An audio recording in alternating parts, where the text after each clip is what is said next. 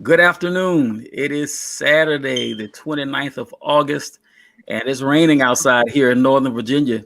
Welcome back to Carl's Conversations. I try to bring a portion of Carl's Conversations to you every Saturday. We like to talk about the movement. And for as long as we are still dealing with some of the issues that we're dealing with, Carl's Conversations will be with you every Saturday at noon or at some time. But we're going to come to you every weekend. A special note, next Saturday, I will be traveling. So I'm most likely going to do a panel discussion on Friday evening for next week because I will be traveling on Saturday. But once again, welcome. I just want to remind our audience before we get started, Carl's Conversations was created to be a safe place for very difficult conversations. Our nation is going through a very difficult time. And I feel like if we don't have conversations, then we're not going to have understanding. And if you don't have understanding, then you have no bridge between opposing views and opposing parties. And at the end of the day, I'm reminded that the scripture tells us, and all that get in understanding. And without an understanding, we're lost. We may not all the time, all the way agree. But if I understand where you're coming from and you understand where I'm coming from, then maybe, we can come to a place where even if we disagree, we will not be disagreeable. So we have Crystal Harmon, who is with us already. Good morning, Crystal. We have my cousin, Mickey Leon. Good morning, sir. And I'm sure we have some others out there. So as we go along, the comments that make sense, we're going to post them. And the one that don't, we'll ask you to try again. We have a tremendous panel. And I put this panel together intentionally. These are four very different personalities. From four walks of life that are very different. They have different perspectives, different opinions. And that's why I wanted this particular group for this particular conversation. And today, we want to re-examine what we've been talking about as far as criminal justice reform in our nation. And we want to re-examine that through the lens of the recent police shooting in Kenosha, Wisconsin. And so to be honest with you, for all of you, I had all kind of stats and all the kind of stuff that I was going to share. But probably about an hour and a half ago, I threw it to the side. I said, no, I want to have a barbershop talk today. So, and if you have some stats that you want to bring forth, that's great. But I'm not going to use that. I want to talk. So on our panel today, we have Keona Davis, we have Monica Gary, we have Leon Ransom, and we have Alyssa Middleton. What I'm going to ask our guests to do is one by one, just give you a brief introduction of themselves. And because nobody can introduce them like they can. Also, my wife is here this morning. Good morning, sweetheart. She's downstairs. She's always my number one fan. All right. So Keona Davis, we're going to start with you, my friend. Give the audience a brief introduction of who you are. Okay. Good morning, guys. My name is Keona. I am a proud mom of an upcoming senior. And I relocated to Woodbridge, Virginia a few years ago. So I'm glad to be on the panel. It's nice to meet everybody. All right. Thank you. Monica. Hey, Monica Gary. I'm leading a church plant down in Stafford, Virginia, hopefully of small micro churches, very community-based. I do a lot of work here lately with the community, specifically the Black community, and trying to get some things changed locally. I guess that's the short synopsis of who I am. And I've got 7 kids, but they should all be quiet through this, God willing. So we will see. Good morning, Leon. Hey, good afternoon, everybody. I'm Leon Ransom. I'm currently a patient experience performance advisor here in the Northern Virginia region. Have quite an extensive background and career in healthcare. I'm not a doctor, not a nurse, but I do have a PhD from the School of Hard Knocks, so I get it. But I'm here to hopefully share my passion around what's going on and talk about how I'm trying to make a change in our communities, basically from the inside out. So I'm looking forward to the conversation. Thank you. Alyssa. Good morning. Hi, everyone. Thank you, Mr. Armstrong, for having me. My name is Alyssa Middleton, and I am the founder of the United Black Council out of Stafford, Virginia, and also the co-host of Two Mics Up. I've been relocated to Virginia for about 28, 29 years now. I do derive from New York City, and I am excited to be here and have this conversation today. Awesome. Awesome. Thank all of you. All right, I'm going to start. We're going to jump right in. Normally, I like to tiptoe a little bit and get our toes wet in the water and then jump in. But today we're going to go right for the bullseye. So inside of criminal justice reform, we know that criminal justice is made up of three main areas. Of course, law enforcement, the courts, and then corrections, which is our jails and prisons. Specifically today, I wanted to start talking about police reform.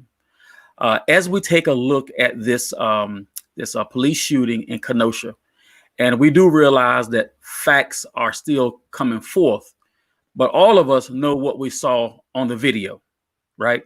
So when we talk about police reform, and I want to make sure that the groups that I work with, when we say things like defund the police, we're not talking about abolishing police forces. What we're talking about is taking some of that money that have been used for Black Hawks and tanks and all that kind of militarized equipment, and use it to hire social workers and psychiatrists and people who can deal with folks with autism. I have a neighbor who has either 2 or 3 autistic boys, 3 of them. And I would imagine that if one of those young men became violent, if you got the wrong police officer on the wrong day, doesn't understand, we're probably going to have a murder out here. And I wouldn't want to see that. I would much rather see somebody show up if one of those young men became violent, who understands autism. And I don't think we ought to ask police officers to be also social workers and psychiatrists. I think they have enough to do in serving and protecting. So through that lens, I want to know, how do you feel where we go from here with police reform? How do you think that the police in Kenosha have responded to the protesters, the armed militia who were there? And also, we're not just going to talk about the criminal justice aspect. That's what the title is. But we're going to have a conversation like we're in a barbershop or the beauty shop. And Mr. Ransom, if you don't mind, I want to start with you. Listen, I'm going to tell y'all a little secret.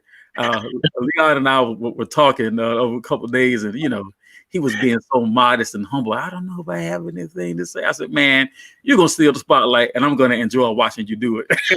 We'll start with Mr. Ransom, if you don't mind giving us your opinion on this. Wow. Thank you, Carl. When you talk about reform, when you talk about defunding the police, I don't necessarily agree with the term defunding as much as we may refund, but in a different way. To your point, Carl, I don't know that our police have been trained appropriately to deal with social aspects of performing their work. I think really that what we need to do, on top of looking at the social aspects of what's going on in our society, as I mentioned, talking about the inside out, I don't know that police officers are appropriately trained to deal with situations. I feel like what's happening, like what we saw in Kenosha, they're trained to gain control of a situation by any means necessary. And in doing that, they go above and beyond. They take it too far. And that's what happens. I think we need to look at how we can layer our approach to our community, how we can make things more appropriate to be able to deal with specific situations. I'm teaching something within healthcare as it relates to discrimination about utilizing what I call trusted messengers. And this can be equivalent to your social workers. But my point is that, people are more apt to work through their situations when they're dealing with individuals that they can trust, when they're dealing with individuals that they can relate to.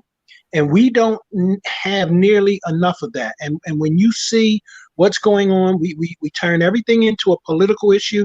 This is a people issue. And people don't know what they don't know. You, as a white police officer who in most cases today have some military background or military training, you're being trained to go in and handle a situation, seek and destroy. in many cases.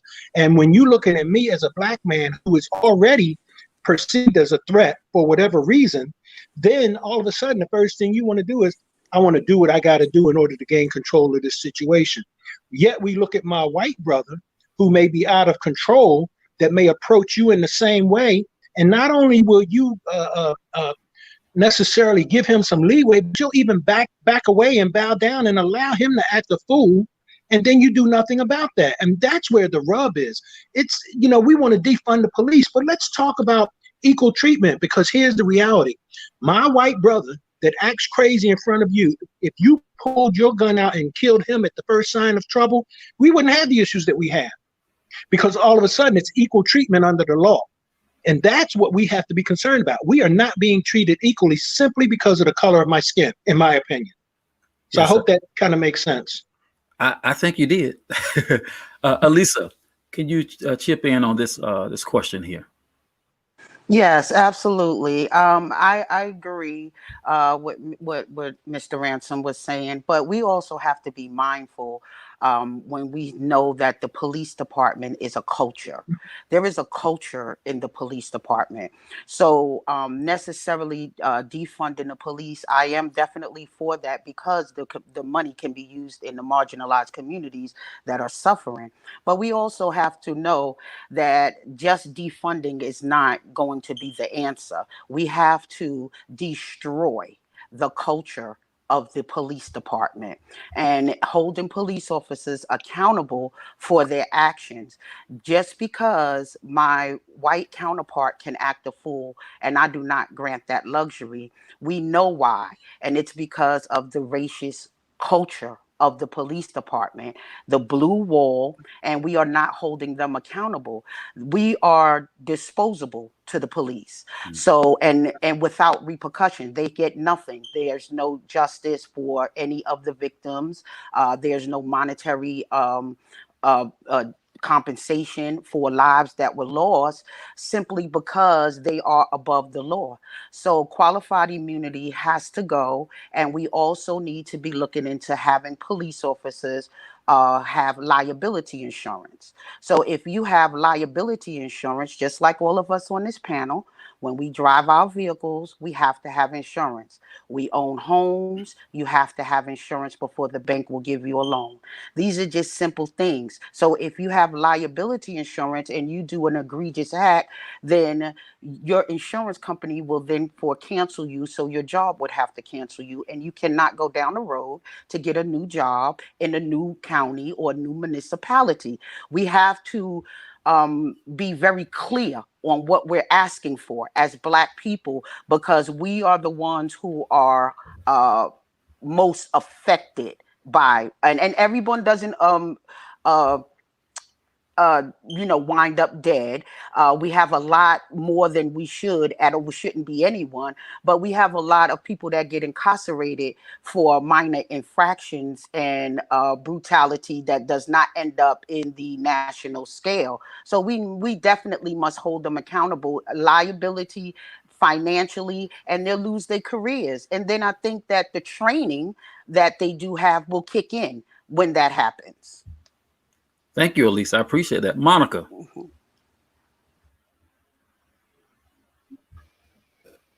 Yeah.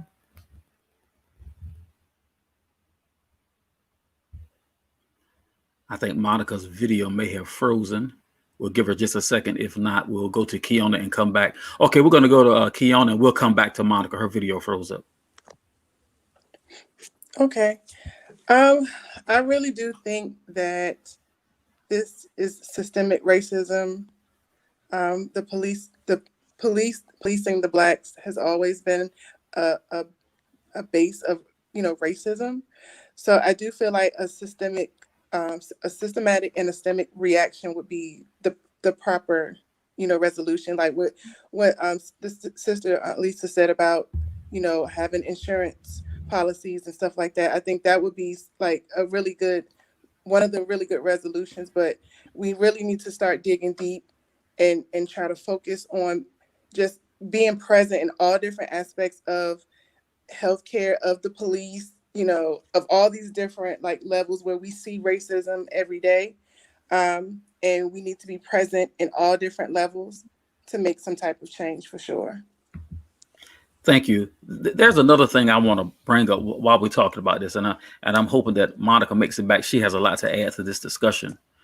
If you guys are on social media like I am, you see a lot of ugliness, right? And the ugliness is not new. It is not new at all. I'm not amazed anymore, but I tell you, it still makes me sad, disappointed, angry. If I could be totally transparent, I would tell you I'm pissed off. I'm pissed off. And I keep hearing two words, but especially one. Whenever we have a situation like this, it seems like the first thing that many people do, and I'm not blaming this necessarily on the media. These are individuals on social media. They always throw out the criminal background of the person who got shot, right? Or who had a negative thing. Monica, we can come back to you in just a moment, okay? We always go back to that part. And George Floyd's criminal background should not have had any impact on how he was treated that day. It's obvious that how he was treated was wrong, but there are people today that are still saying that he deserved what he got. You hear the word criminal tossed around. You hear the word animal tossed around. And I'm very concerned about how we are viewed. And that part, I do pull the media in because they are complicit in the images that are cast. We had an issue right here in Stafford, Virginia, where with the sheriff's department, when it came to crime, they had photos of the black suspects, but not the photos of the white suspects. But we got involved, and they did admit it, and that was changed. Now, I'm not calling the Stafford Sheriff's Office racist at all, but we know there was some bias, but it got corrected once the spotlight got shined on them.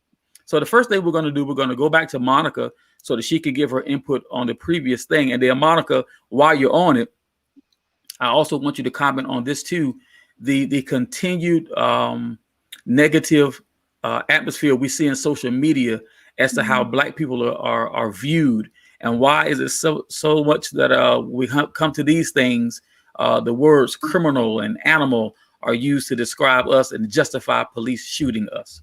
Monica. That's a lot. Hopefully I don't cut out this time.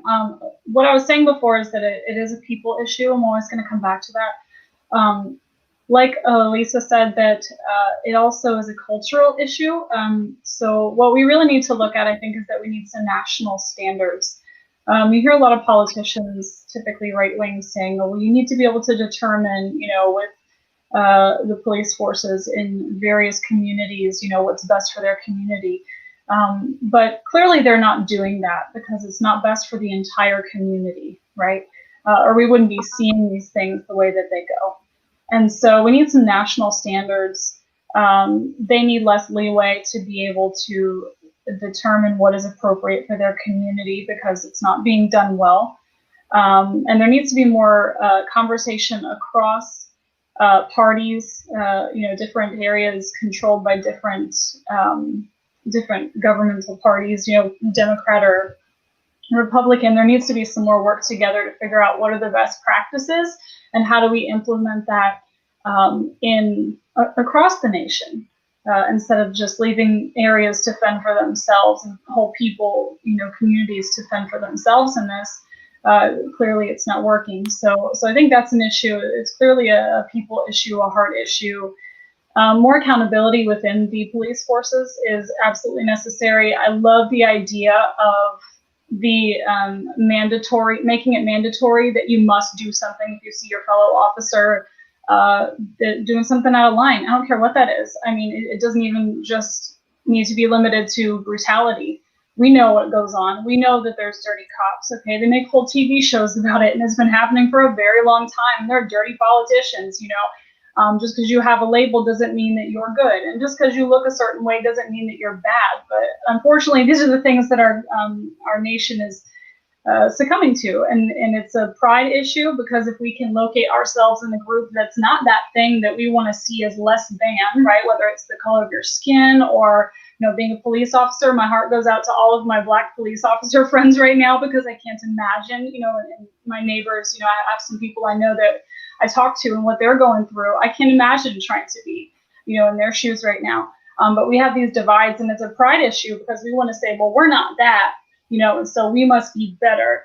And I think what it comes down to is, you know, we can't expect suddenly, if at all in this world, and I'm always going to speak through a lens of faith as well, for people to just be graceful. But if you're graceful enough to buy the young man hamburger who just killed a bunch of people, then you need to be graceful enough to not shoot somebody who's going in his car that his kids are sitting in. You know what I mean? How many times in the back? Would one suffice? You know what? The training is a problem too. I mean, listen, let's be honest. Let's say he was going for something. Once in the kneecap would do it, not 7 times in the back. You know what I'm saying? So there's a problem. There's clearly a bias. There's clearly, you know, an excessive use of force, and it's directed at a certain people group, which happens to be the Black community. And that's a whole other discussion about how we've never really done away with, you know, getting rid of slavery did not fix our racial issues. You know, if anything, it made it worse in some ways, the way it was done.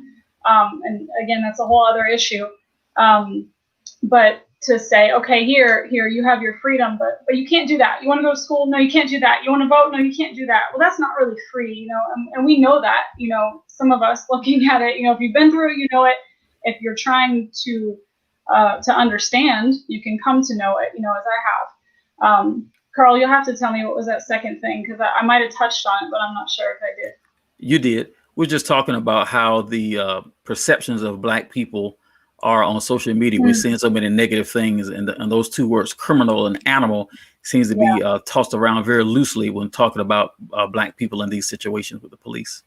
Yeah, that definitely goes back to that the mindsets of people have not been changed regarding the Black community.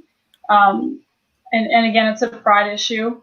But the thing is, I mean, our whole country revolves around this consumerism, this capitalism, and, you know, do people really want the Black community to come up and do well? Well, they're not going to come out and say, well, no, we don't want you to. But I mean, if you really did, you find, where does the money go? And if you have people who are not doing well financially, and you give them resources to spend purposefully to just pump back into the economy instead of teaching them how to invest and create generational wealth and take care of their families.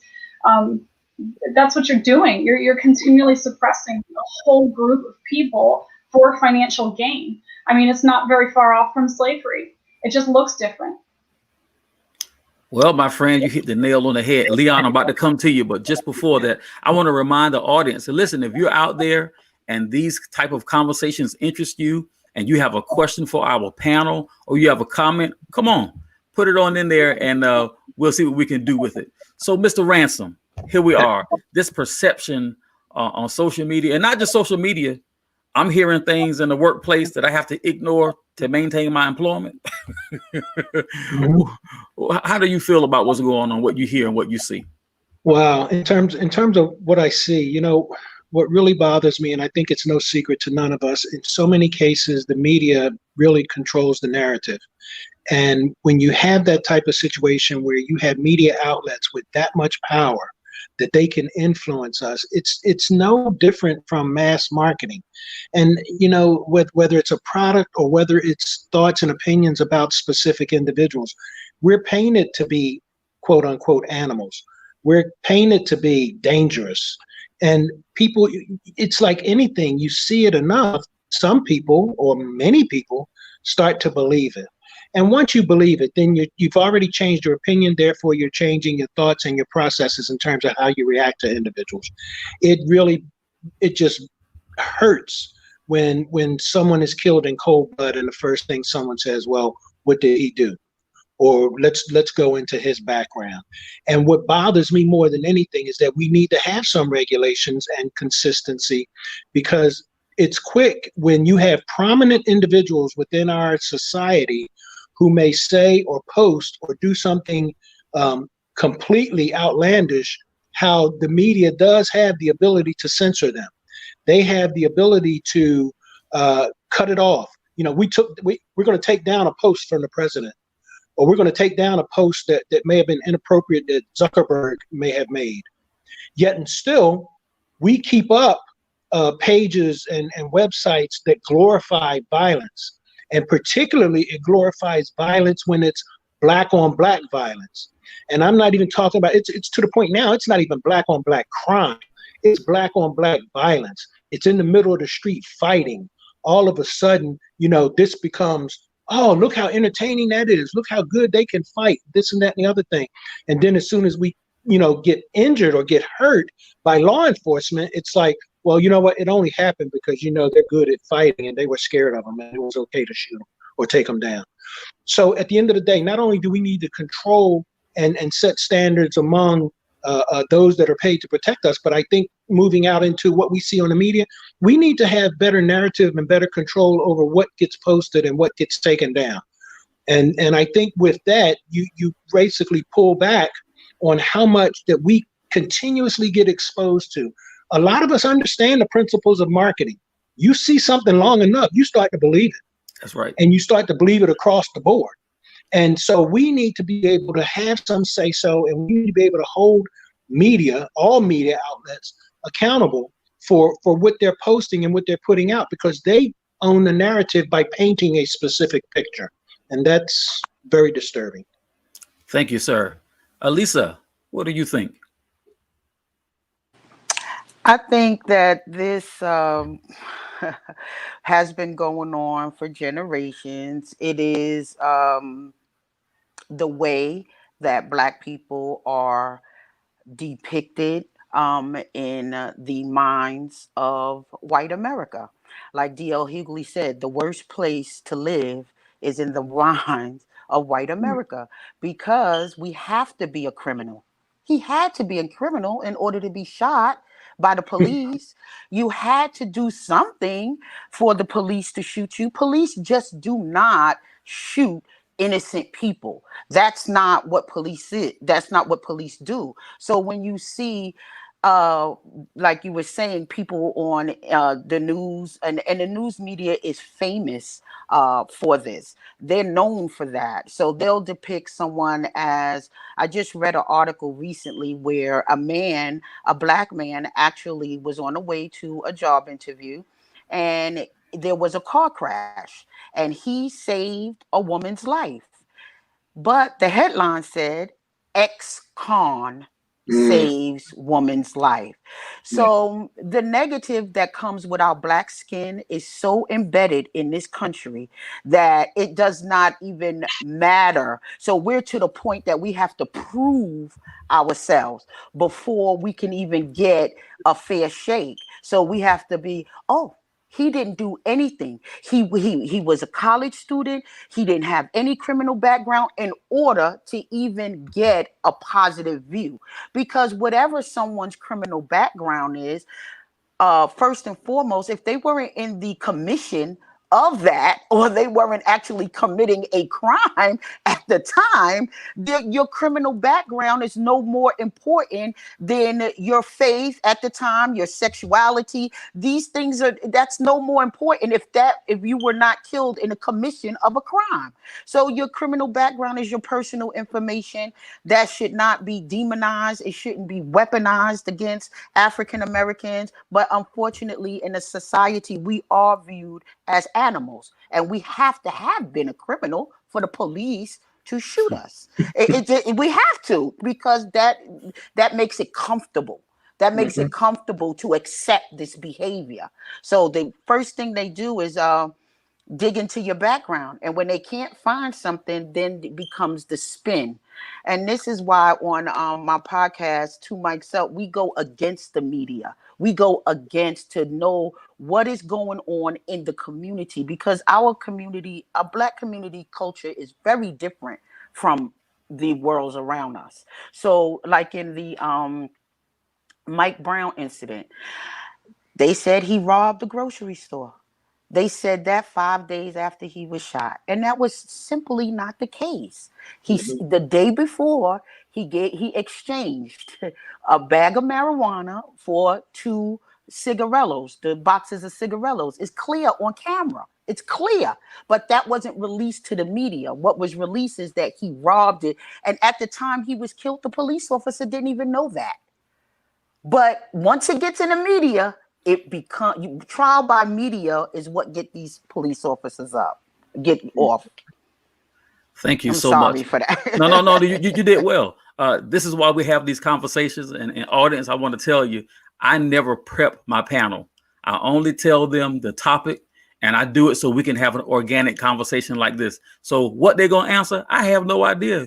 I find out when you find out. So Keona, right before I come to you, I want to say something about that word criminal, because that touches me. Let me tell you something. I'm going to speak for me. I don't know about y'all, but I have engaged in criminal activity. The difference between me and some of the fellas in prison is that I got smart before I got caught.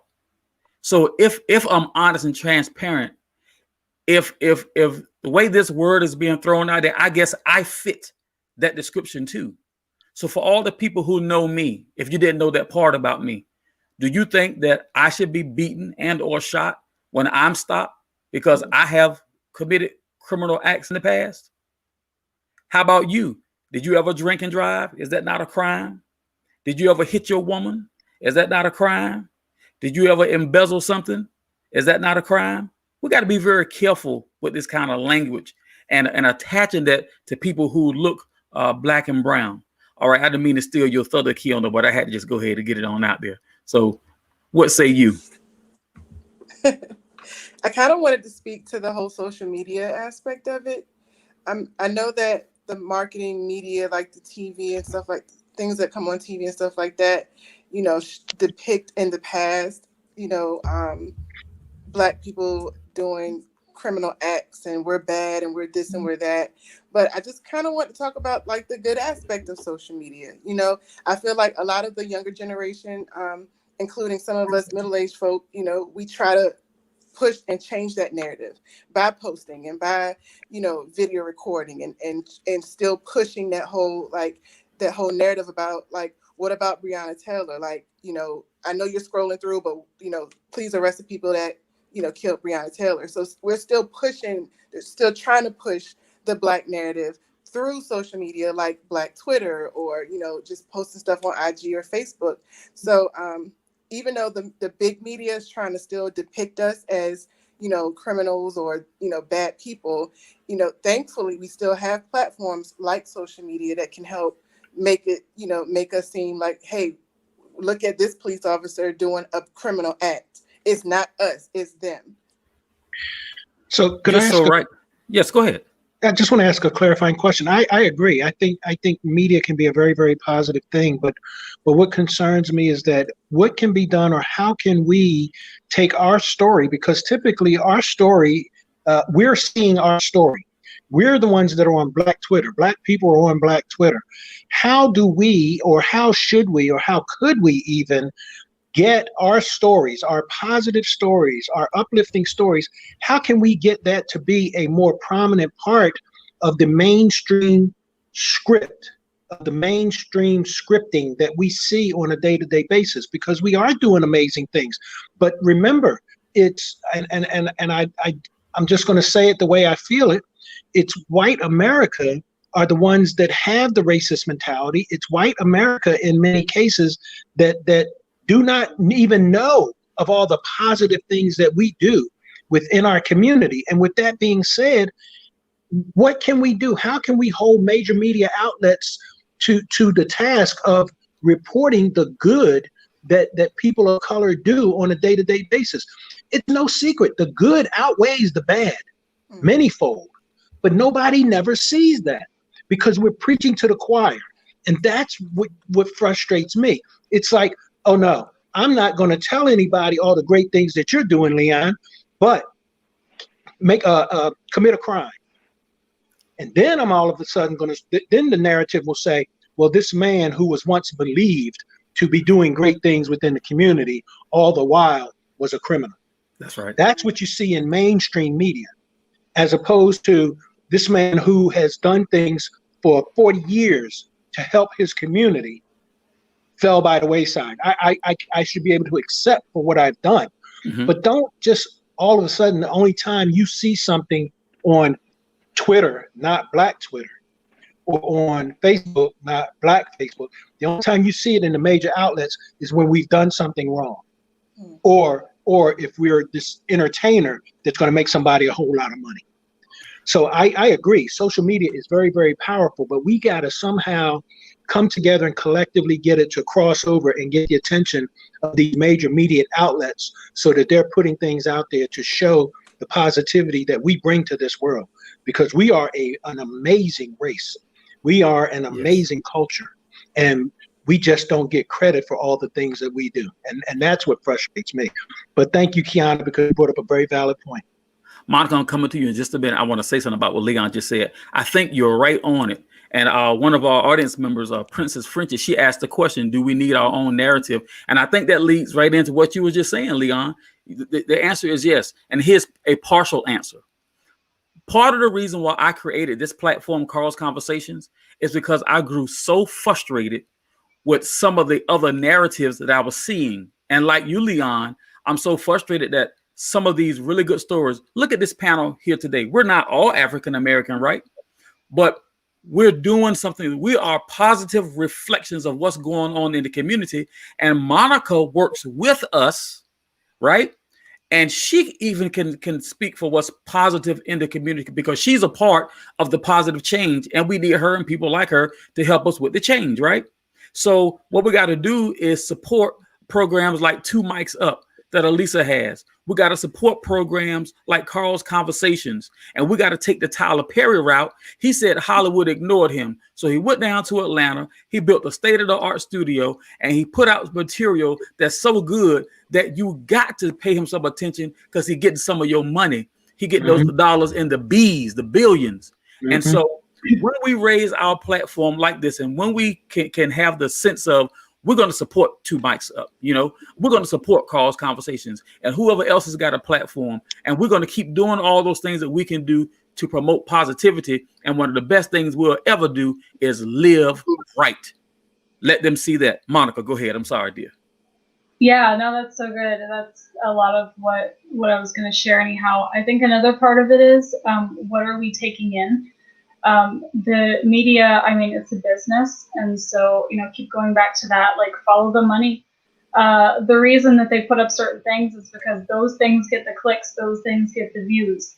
And so I think the bigger question is how do we promote ingesting better media, right? So if we stop giving those things the clicks and the views, then their money starts to go away. And they need something different, and then we can say, here, these are the stories that you need to be sharing. These are the stories that are true and pure and good and that people need to know about, and people will start to see those more, alongside of obviously, doing our own things and just put one foot in front of the other and trust that that we're going to prevail in sharing truth and not this negativity and this horrible narrative that's come out about the Black community. But yeah, a lot of it is tied to money. I mean, that's just our country. That's the way it is. So what do we do in regards to that content that does come out and that is there will also drive what we continue to see. It's just like social media. If you click on a thing, they're going to show you a similar thing. Then they're going to show you another similar thing. Before you know it, you're down the negativity rabbit hole.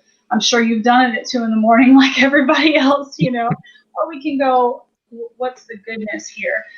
So, and a lot of that is going to be, and teaching our children, what is good to ingest, on social media and media overall, because they drive a lot of that traffic, our young adults and our children. So I think that's probably a big part of the solution there. All right. I'm going to ask a question here, and Alicia, I'm going to start with you. We saw the armed Melissa show up in Kenosha. And I think all of us knew this was coming, right? Because they've been chirping. I want to respond to it so bad, but I don't want to get myself in trouble. And I don't want to mess y'all up on this podcast. I'm somewhat of a militant. But once again, I'm constrained by the Holy Spirit. I'm constrained by my own maturity. And I'm constrained about the thought of leaving my family going to prison. So I'll refrain from saying certain things in a certain way. But we knew they were coming. Now we see what happens when they show up. Now, in some communities, that young man is being hailed as a hero. Yes. And it appears from certain video clips that I've seen that certain members of the Kenosha Police Department held them as heroes. They were passing out water. I haven't seen anybody pass out water to the demonstrators. And we have to know that when you look at the violence and the protests, the vast majority of protests and demonstrations in this country are nonviolent, very positive, but they don't get news. The news comes on in places like Seattle or Portland, I think it was, that they're going nuts, and wherever the fights are. But in places where there's peace, we don't see that. So I want to know, Alyssa, what do you think about what we've seen with our armed militia showing up and what has happened and how he was dealt with by the police as opposed to how Mr. Jacobs was treated? That armed militia situation in Kenosha was very, very disturbing, to say the least. I agree with you. We know that that was coming, but that was sanctioned, that was orchestrated, and they came to supposedly protect buildings from a peaceful crowd. Um, and let me just say this before I go there. I just want to touch on when you say the riots and the looting. We know, we have evidence that there are agitators being brought out. It was revealed on social media through the videotapes of others who were on the ground and those things. So we know that there are certain agitators that are there, and they're not a part of the peaceful protest, but they're being clumped in to all protests. So the response is that you're not going to come to my town and you're not going to burn my buildings. So the militia was brought in to protect the property, so to speak, and they were championed by the police department in that area. However, this young man was in the middle of the street. He wasn't at a post. He wasn't posted up in front of a business or hired by a business to protect the property there. He shot the first young man in the middle of the street and ran down the street. So I just wonder if they were really there to protect the property. We also heard from a video that one of the militias men that were there was saying that the police told them, we're going to push them down your way and you can take care of it. We know, take care of what and whom. And we know that you're not here, you're here to incite. And it was a political move. So it was here to incite, just like in Portland. When you see what's going on in Portland, you don't see riots. You just see the police shooting off gas and tear gas. You don't see and shooting people with rubber bullets, because this is excessive to people that's holding cardboard signs, right? So you are in full protective gear.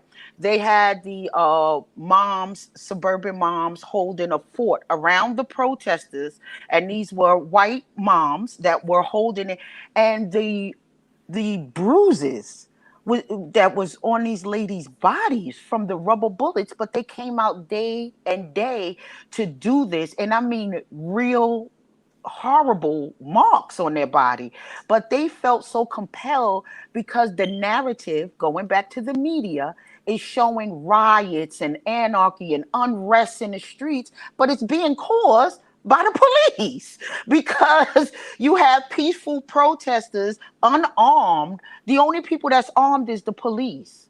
So you push them back to an area, and how better to agitate a crowd than to see a mom get hit or with a rubber bullet? How easy is it to agitate a crowd to see a little person or a young child get pepper sprayed? So these things is orchestrated to stop the movement, to stop and to bring the militia in is just a pawn in the bigger scheme of things, but it went wrong. Thank you. Kiona, what do you think? How is it that it's okay for them to have a whole militia? Like, this blows me away, the words that they use. Like, if like the Black community were to do something like that to protect, like the Congresswoman, I can't think of what state it was in. It's a whole media like problem to see Black men with guns, trying to, safely like protect their women or protect their community. But white people can have a militia, and that's okay. It just blows my mind. I got it. Monica. Yeah, on what Kiana just said, I mean, I put up a thing yesterday on my social media, and like I use, as you see, social media to try and put out a different narrative, a truer one as best as I can discern.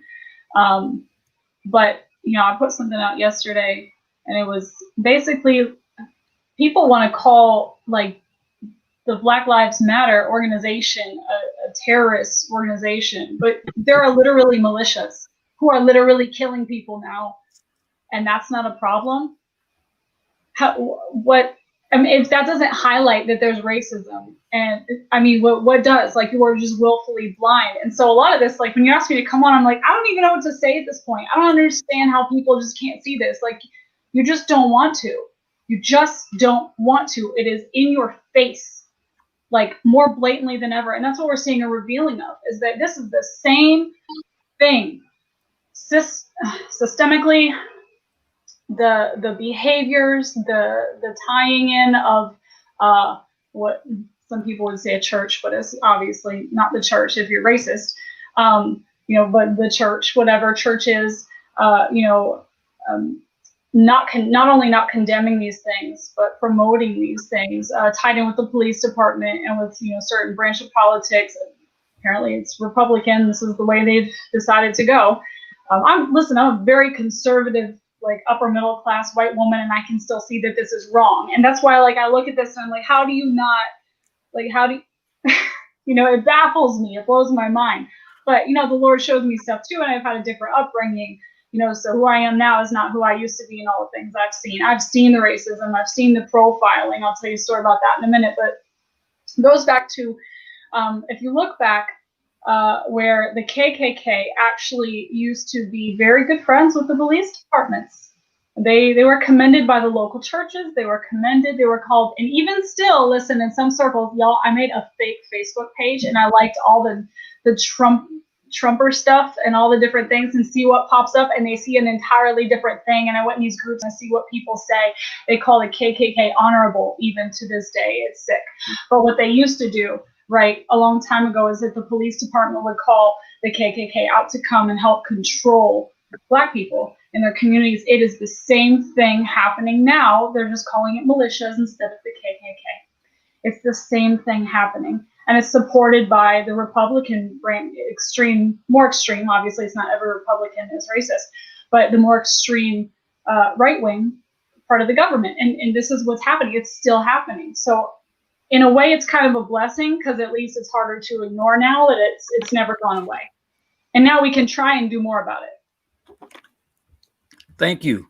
All right, Leon, you had all this time to gather your thoughts. Let it go. But you know what? When you give me this much time, I have too much going on up here. We want to hear it. We want to hear it. First of all, I'm going to invite the audience to revisit the origin of police and how it came to be. It's very, very enlightening. The other thing is that when I think about this militia, it really disturbs me. I don't know if anyone has ever seen the movie called The Purge. Very eerily similar to what we are seeing right now, where police and militias can just haphazardly shoot certain people. I'm not even going to say people of color, because even with these white moms who surrounded the peaceful protesters being shot with rubber bullets, being hit with tear gas, these are the same suburban moms that certain political parties are trying to cater to for their vote. That doesn't make too much sense to me. But that's something to think about, how we're getting so convoluted in everything. And then when you talk about, again, we got to go back to the media, and they talk about unruly, these rioters. I find it very, very fascinating. Look at the media and how much media you see of actual peaceful protests, as opposed to how much media you see of protesters on the run, protesters running into each other, protesters being knocked down. And what do we see in the background that's causing this? We see tear gas. We see people getting hit with bullets. They don't talk about that. It's like, look at these rioters running in the street. Well, yeah, you just hit me with a canister of tear gas. So, again, we're right back to the media controlling the narrative. So these are things to think about. And the last thing I invite people to think about, if you've seen it, have you guys seen the militia that marched in Stone Mountain, Georgia, about a month ago? Mm-hmm. We got to see that for 1 or 2 days, and all of a sudden we didn't see it anymore. Mm-hmm. Why? Because I'm not saying I agree or disagree, but they took it upon themselves to level the playing field. And if you listen to the commentary that was made as they were marching, they were saying, okay, you want to come at us with guns? Here we are. And this is in Stone Mountain, Georgia, and nobody did anything about it. So this is proof positive, whether it's through peace or through potential violence. When you level the playing field, the game changes.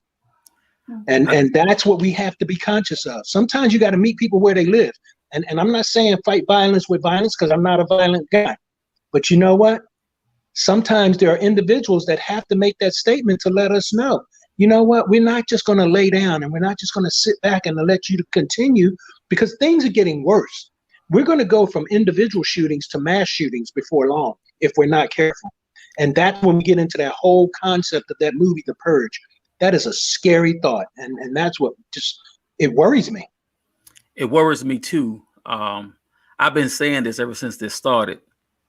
Don't think that all of these protesters are just lambs. Yeah. There are lions amongst us. This is what I know, not what I think I know.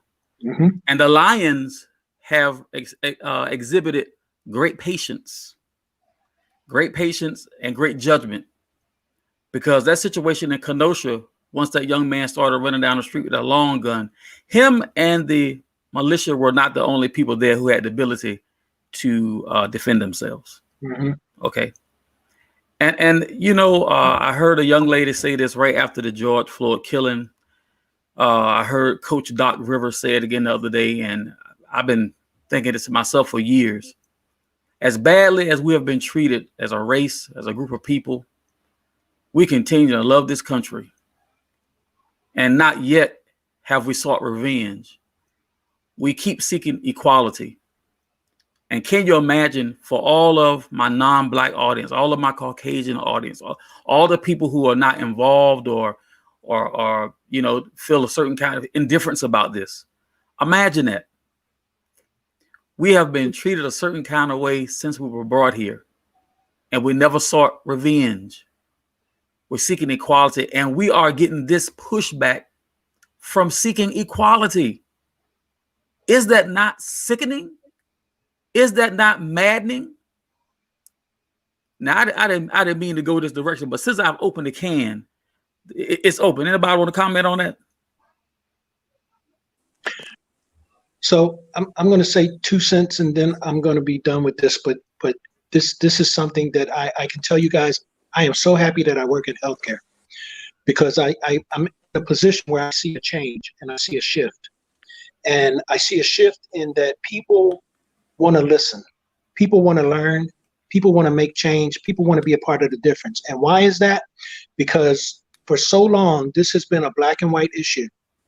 And when I started teaching and talking about diversity over 20 years ago, I heard something that is very true. 20, 25, 30 years ago, someone made the comment, when it comes down to race, we are 2 generations away from the number one race is going to be other. And when you think of that and think of where we are today, and this is why I say these protests, this is why I say the change that we are seeking is going to happen, and we're closer than we think we are, because we are 1 generation from the number one race being other. I ask a very simple question in my audiences. How many people are comfortable with bringing a person of color home to meet their parents? And because these are 20, 30, 40-year-old individuals, they throw their hand up. Yeah, I'm comfortable with it. Okay, you think your parents would be cool with it? Well, yeah, I guess, kind of, sort of. And then I say, what about your grandparents? Oh, no, they'd have a fit. So when you think about that and you look at the progress that we're making and where we're coming and growing to as a society, We are literally that generation. And at this point, we're probably less than one generation because I see it in healthcare.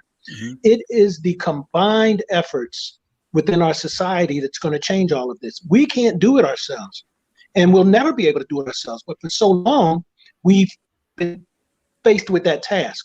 But now we have others that understand what is going on is wrong and that they want to be a part of the change and a part of the difference. And it's coming because of the generations beyond them, not the generations before them. It's our kids, our children, and our grandchildren that are saying, you know what, we're tired of this BS. We need to fix this crap. And this is what gives me hope. Amen to that. Thank you. Anybody else want to comment on that before we move on? Yeah, I'd like to. Go ahead. Because I was thinking about it yesterday.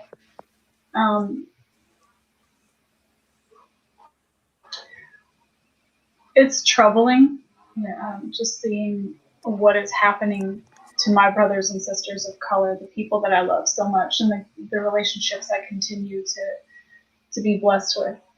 And I never could understand what it would be like, nor had I thought about what it would be like until very recently, even, to be the mother of a Black child, specifically a Black son, whose men seem to be more targeted. But when that boy, Kyle Rittenhouse, shot those protesters, and we can see, and now he shot young white men, right? Mm-hmm. Also, side note, nobody said white on white crime. I posted that, and that was the whole thing yesterday, but I just want to throw that out there. I saw it. Apparently he's Hispanic, half, I guess, whatever. Anyway, he looks white, so that's what matters, right? Because that's what drives people's perception. You see just this continued frustration that this was sort of more of accumulation. It seems to just keep, getting higher and higher, but it's accumulating, this frustration with this violence that white people are able to get away with and just literally walk right through the police and leave. You see this frustration and this anger. And for the first time,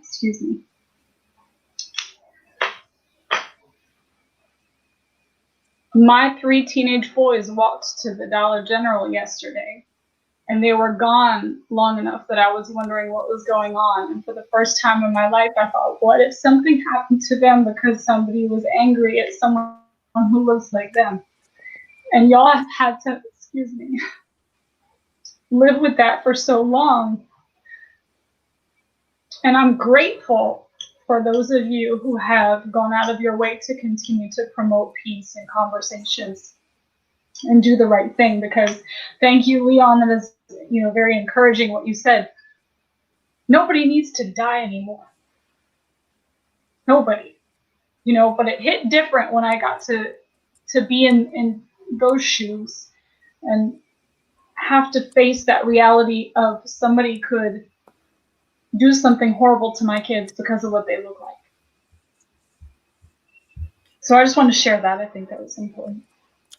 Thank you, Monica. Really appreciate that. Go And ahead, Monica, as a mom, I feel your pain right now. I feel your heart, because as a mother, as a parent, to have to think about that is almost debilitating. It almost freezes you in your tracks because of the horror of it. My son did have an encounter with the police, and as a mother, I'm like, I don't even know what's going on, but you have your guns drawn on my child. So my natural instinct was, because he was a open carry, but he was young, My son realized the benefits of living in Virginia, but he did not realize that just because the law says you can open carry, you are old enough to carry, but you are Black. right? So you cannot be, 19 years old, strutting around Stafford County, Virginia with a sidearm, and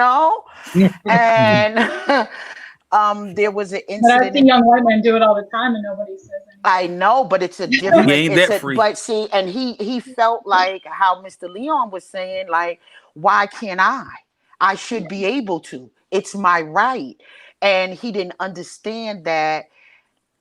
Not so much. So there was an incident in the neighborhood. I'm gonna make this quick, but there was an incident in the neighborhood, and they recognized him because he's strutting with this sidearm because he's exercising at 19 years old his Second Amendment right, right? And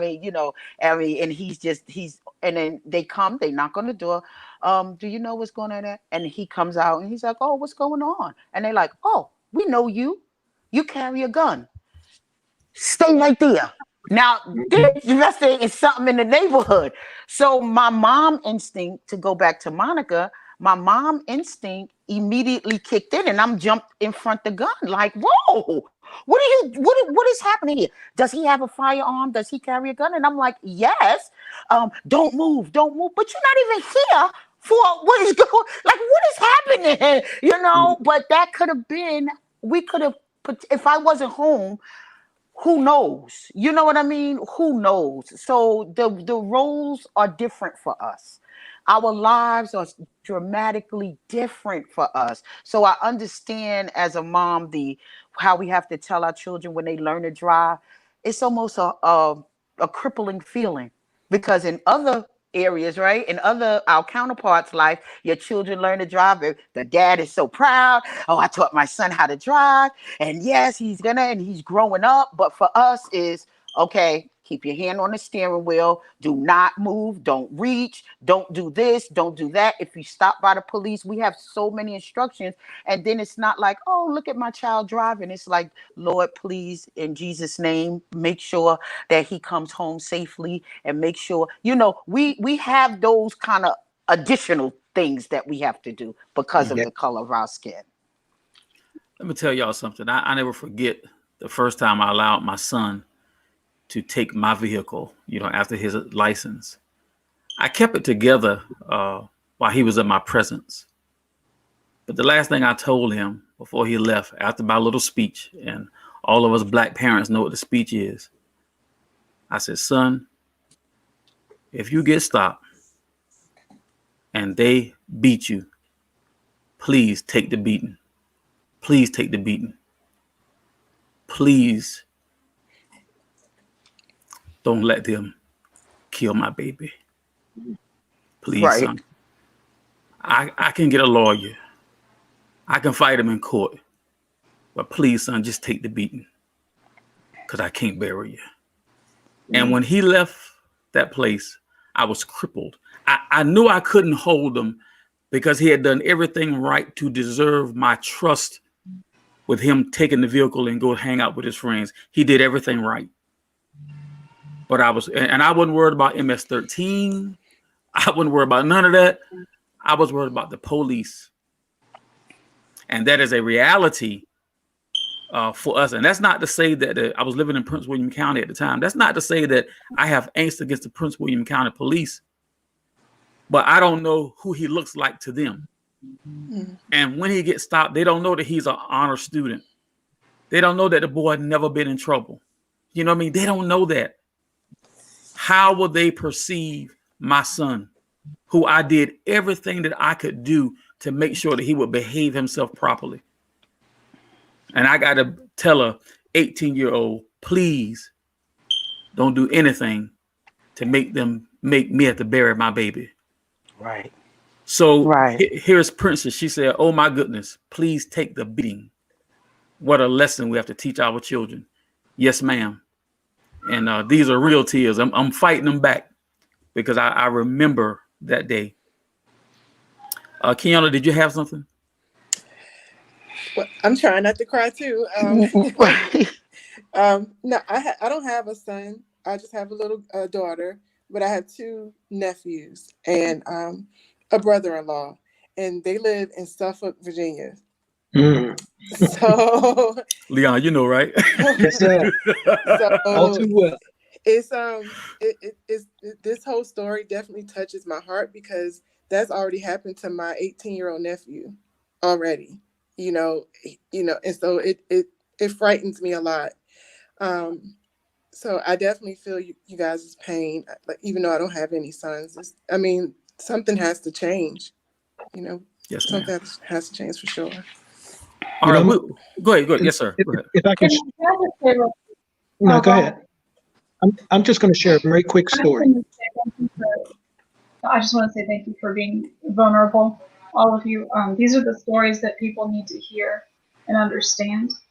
Do not have a right to after everything that people have put you through, but nevertheless need to hear to begin to understand. So thank you for sharing.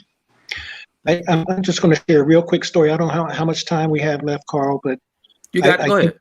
this is important for people to hear. Yesterday marked the 57th anniversary of the March on Washington, in which Martin Luther King did his famous I Have a Dream speech. And I remember my grandmother telling me that she was at that march in 1963.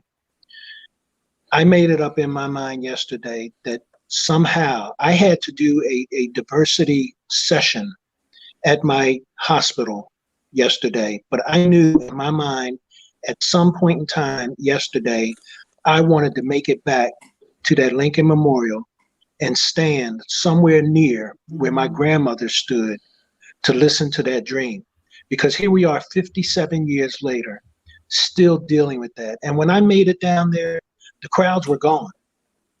And it was just myself, my wife. Social distancing was at a paramount because there was nobody around.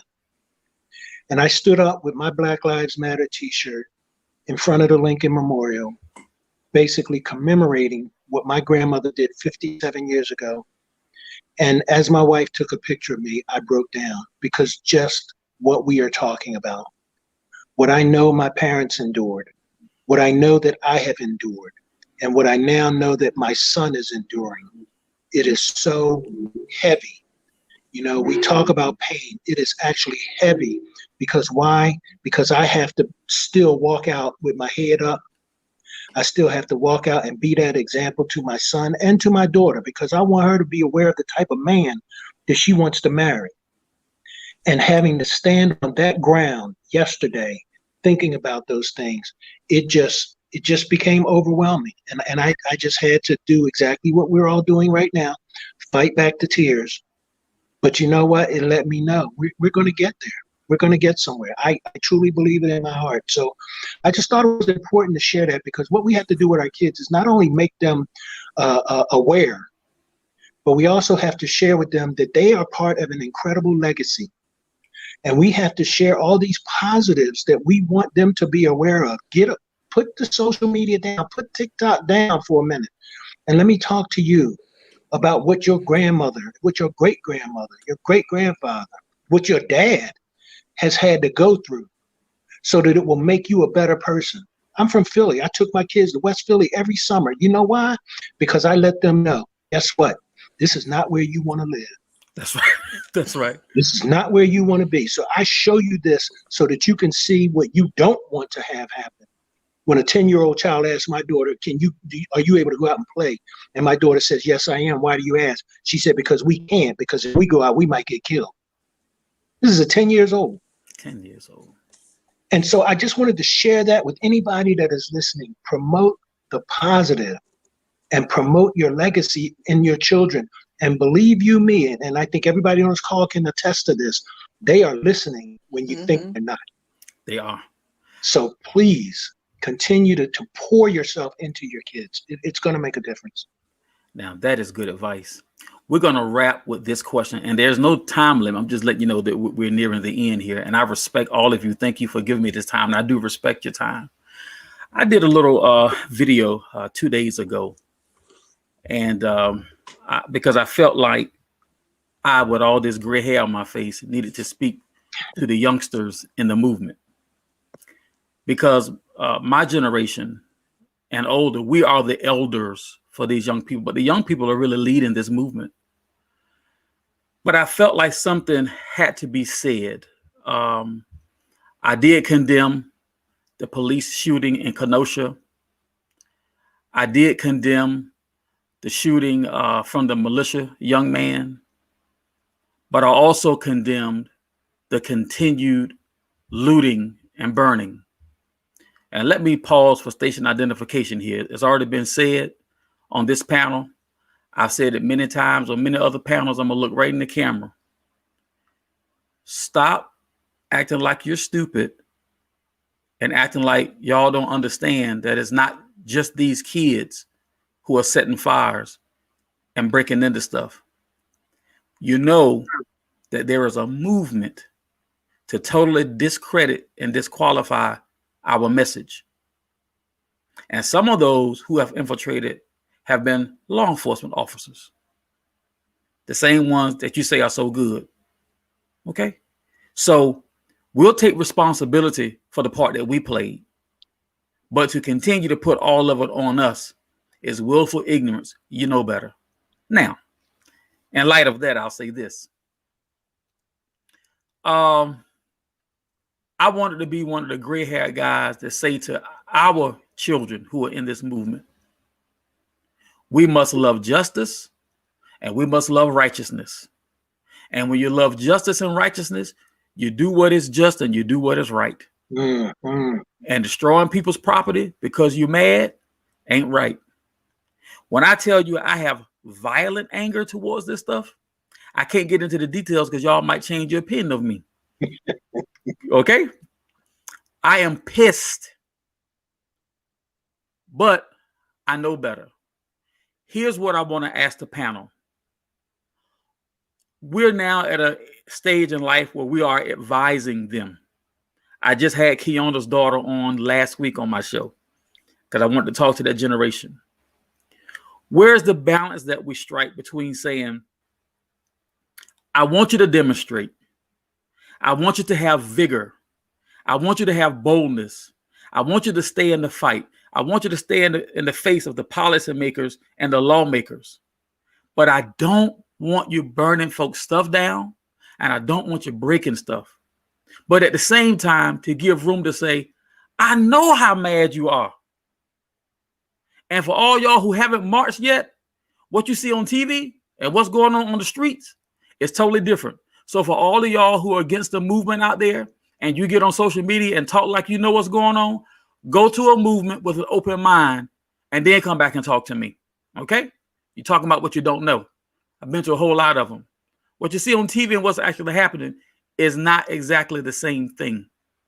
But we got to strike a balance between understanding their frustrations, because we have them too. We just have enough maturity not to go do stupid stuff.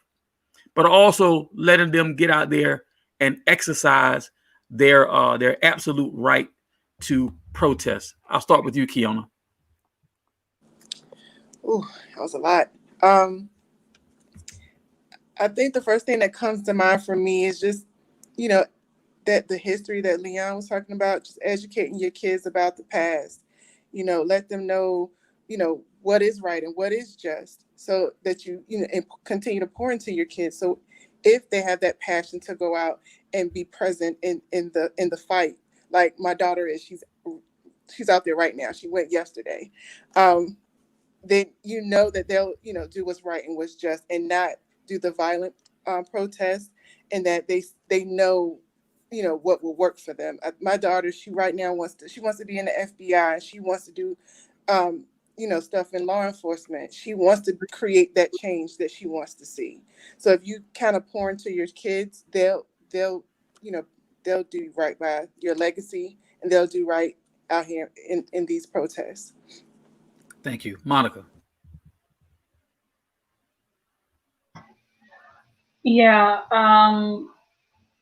Next week we have another board meeting in Stafford, and we'll be talking about some of these things, and hopefully passing the multicultural coalition, whatever they decide to call it, in Stafford. That is 40 years overdue since Arlington started theirs, something like that. But we're getting there, so that's good.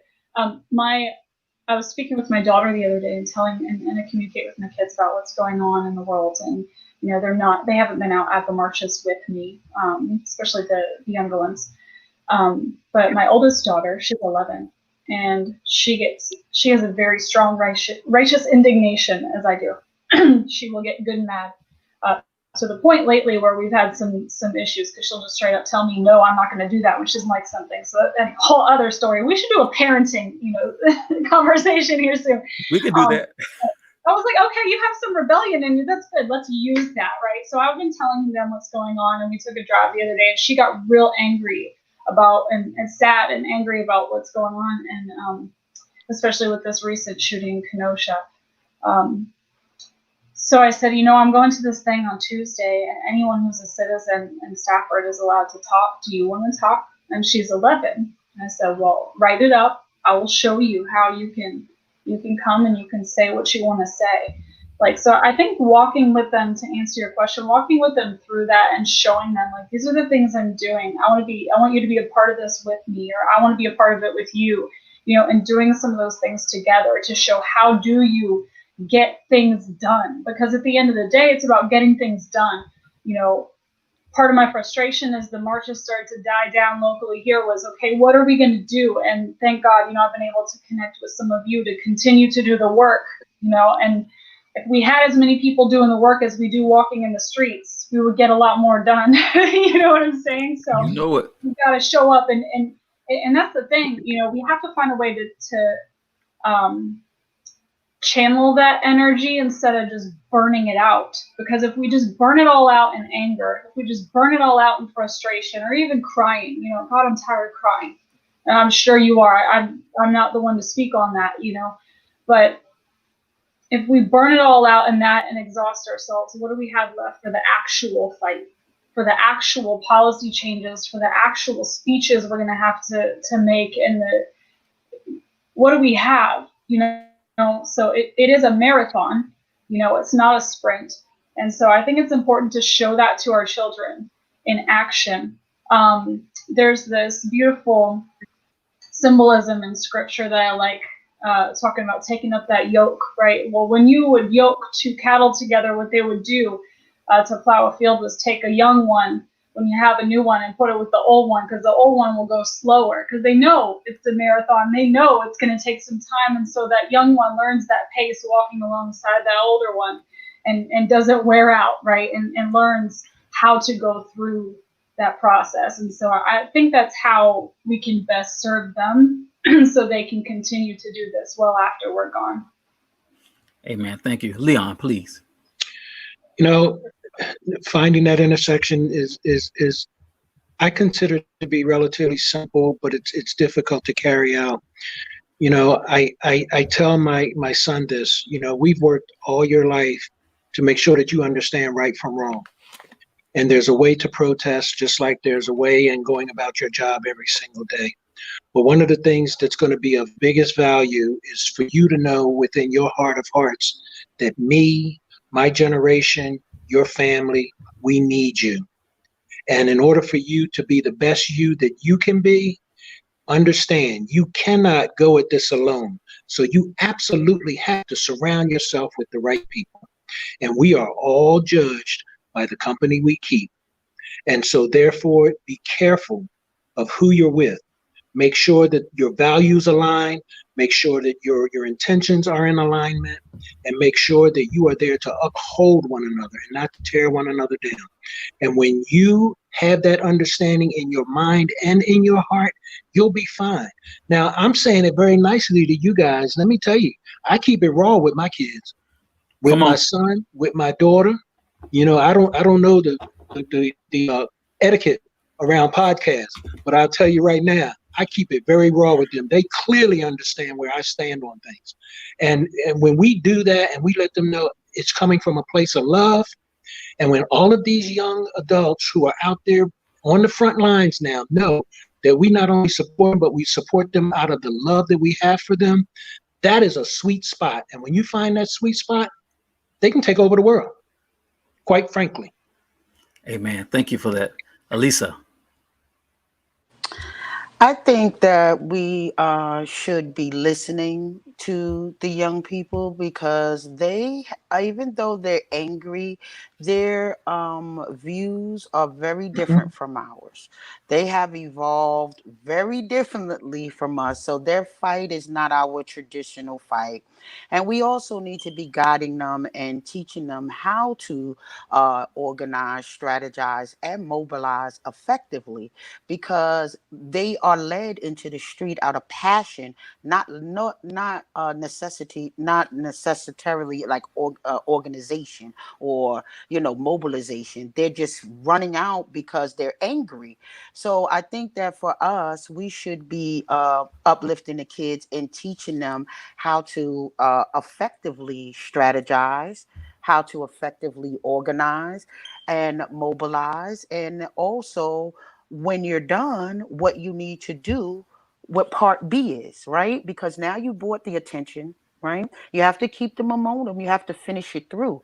Like Monica said, this is a marathon. It takes in sections. So we do need unity when it comes to the kids. We have to collectively make sure that we're listening to them. And even if they can vent to us to get that aggression out, and then we can effectively say, okay, we hear you. Because my nieces and nephews and my cousins, can't call them little cousins because they're in their 20s, but they feel very differently from our age bracket about things, and they kind of feel like you guys weren't effective. We're here. The marching is not working. I don't think the voting's working. I don't think this is working. But we have to kind of guide them in, let them be an original, let them be in their authentic selves, but we also need to be clear that this is the way you have to address something so deep rooted as systemic, because systemic means the foundation. So that's deep down in. That's not going to come with burning a building or setting a car on fire, or these things are not. So for the most part, we do know, like you said, Carl, there's entities out there that's agitating our youngsters and getting it. But for the most part, they've been taking pictures and saying, hey, it's not us, it's these guys. You know what Right. I mean? Mm-hmm. And it's not us who's doing this, it's these guys. So I just think that we have to support them in a real tangible way. When we support in the children, we definitely have to say, what is it that we can do? Do you know how to organize? Do you know who you're targeting?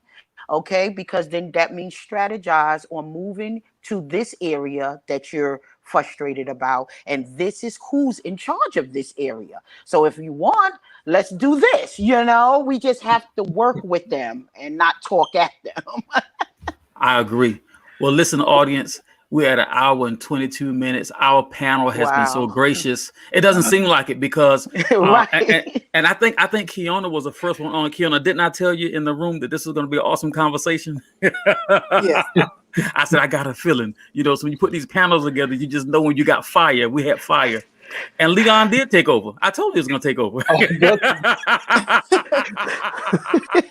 But I love it. You made my job very easy. Thank you. So listen, I want to remind the audience, if you have not already liked or subscribed to my YouTube channel, which is Carl's Conversations, hey, today is a great day to do it. You can see the kind of things that we're doing. And just to let you know, I do have future plans for Carl's Conversations. I'm probably going to spin off its own Facebook page and get IG and all that kind of stuff. And I'm probably going to be going to a podcast. Those are things to come. I think we have enough traction now, and we have a great enough audience to do that. I'm going to have to talk to Alyssa with 2 mics up and find out what they're doing so I can get a little advice, right? Absolutely. Also, Absolutely. my new friend, Princess Frenchie, she's going to give me some advice. Her and I will be doing some work together on Tuesday. A lot of things are happening. A lot of positive things are happening. Also, if you have not yet followed me on Facebook, come on, follow Carl Armstrong on Facebook so you can see what is going on, especially if you want to be in a way connected in this movement. If you want some of the movement action, you need to hit me up. I got plenty of work for you to do. All right.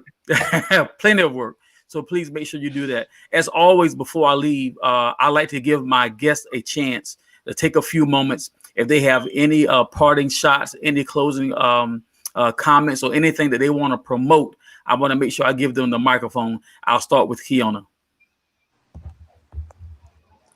I don't have anything to promote. I am just grateful to be on the panel. Thanks, Carl, for inviting me on. This was great. Amen. Thank you. Monica. Yeah, thank you again for having me. I feel very blessed when you invite me. These conversations are a blessing to me, and I hope that people are encouraged and think deeper because of them, and I believe they do. And I really benefited today from Leon's encouragement, and so I just hope people are getting that today, especially our young people, which seem to be discouraged. Something is happening, something is coming to a head, and we're moving forward. So I hope for that, at least, that people feel as encouraged as I have today in having this conversation. Thank you. Leon. Wow, I just want to thank my co-panelists from the bottom of my heart. I appreciate you guys. The thoughtful conversation has been powerful. And Brother Carl, you know exactly how I feel about you, man. You are straight up my dude, man. And if there's anything that I can do to help, to promote, to help you, to help the cause, let me know. People just know everything that I do from my heart. And if you would take that same frame of mind, and whether it's in a tough way, whether it's in a kind way, just do it from the heart and things absolutely will work out.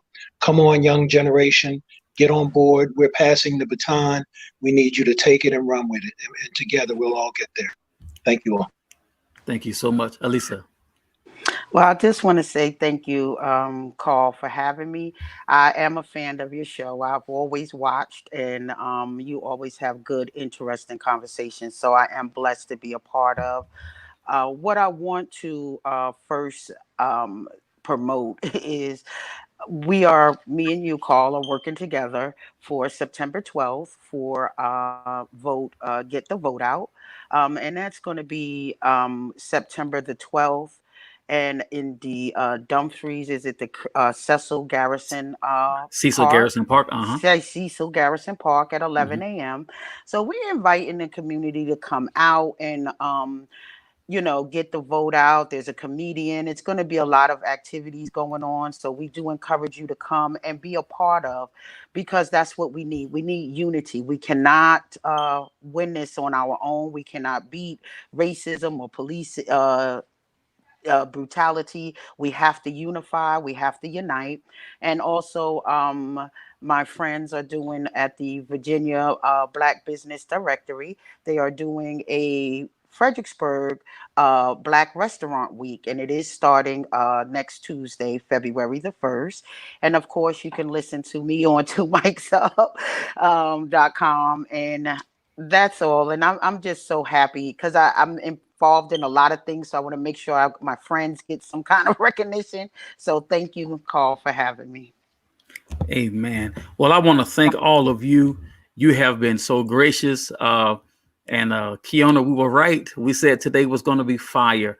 And you know I was fire, not just because of the content, but you and all of you. I've had Monica on with me before. Lisa and I have tried to get together, I think about 3 or 4 different times. Our schedules are so crazy, her and I are working out. And if she didn't make it clear enough, I want to make it clear. September 12th, 11 a.m. to 4 p.m. at Cecil Garrison Park in Dumfries, Virginia. It is the early bird to the polls event. We're going to have voting registration, voter education. We're going to have several of our politicians in the state of Virginia and locally here in Northern Virginia who will be there present and speaking. The spotlight will be on Qasim Rashid, who is running for the first congressional seat in Virginia. And of course, that seat is held by an incumbent, and he is opposing him. We're also going to have comedian Petey Ray Red coming all the way from Portsmouth, Virginia. He is funny. And all of this is not costing y'all a dime. You know, Kiana, she's from P-Town also. She know Petey. I know. Petey is good. This does not cost the public a dime. There are some other things that we're working on that I am not at liberty to say. But let me tell you this. If you miss that event, you will be missing something. And what I'm going to try to do is attach the flyer to the feed. So when people go look at this video, they'll see the flyer in the comments. And I need all of you to help me get that around. I am a flyer to all of you Well, Monica and Elisa already know, but Leon and Keona, I'll make sure I get a flyer to you so you guys can help promote it. So Carl's Conversation is signing off. Until next time, may God bless you and may heaven smile upon you. And if you're not a part of the movement yet, today is a good day to get started. Until next time, we'll see you later.